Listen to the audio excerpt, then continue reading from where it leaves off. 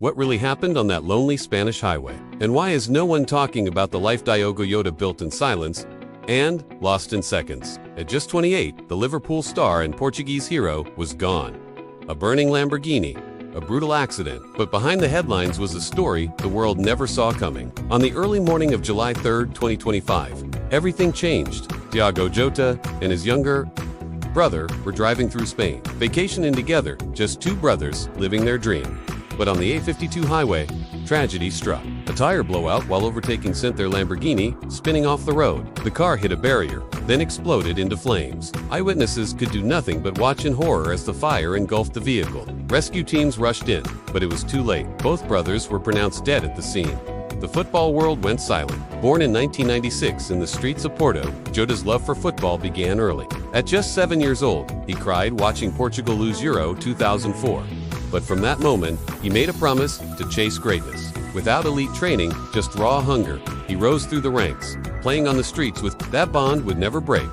Until that morning, by 17, Jota was a pro at Pacos de Ferreira. A year later, he was breaking records, becoming the youngest to score a Premier League brace since Cristiano Ronaldo. Atletico Madrid saw his potential, but Jota was no bench. Loaned to Wolves, he exploded, scoring 20 goals and dragging them into the Premier League. In 2020, Liverpool came calling with £41 million. The gamble paid off. He wasn't just good, he was electrifying.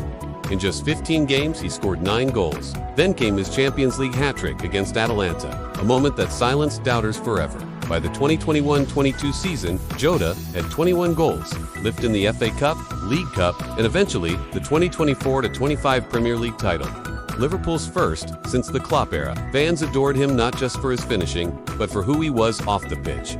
Quiet, focused, and relentlessly humble. Behind the goals was a man grounded in family. Jota married his longtime love, Ruth Cardoso, just days before his death. They had 3 children and lived a private life far from the spotlight. His homes reflected that same duality. A luxury villa in Lisbon and a modest townhouse near. No extravagance, just comfort and peace. And then there was his secret obsession. Game Jota wasn't just a footballer. In 2021, he became the #1 ranked FIFA player in the world. His esports team, Luna Galaxy, was his pride.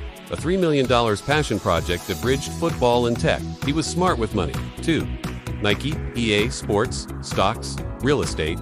His net worth estimated at over $25 million by 2025. But he didn't care for the fame. He cared about building something that would last. When the news broke, Portugal wept. Liverpool went dark. Teammates, rivals, even legends across the globe paid tribute to the silent warrior they all respected. The stadiums he once lit up with goals became places of mourning. But more than that, fans remembered his smile, his quiet walk off the pitch, his arm around his brother. The moments between the glory. Diogo Jota died a champion, but he lived like something far greater. A brother, a father, a humble soul who gave everything to the game and those he loved.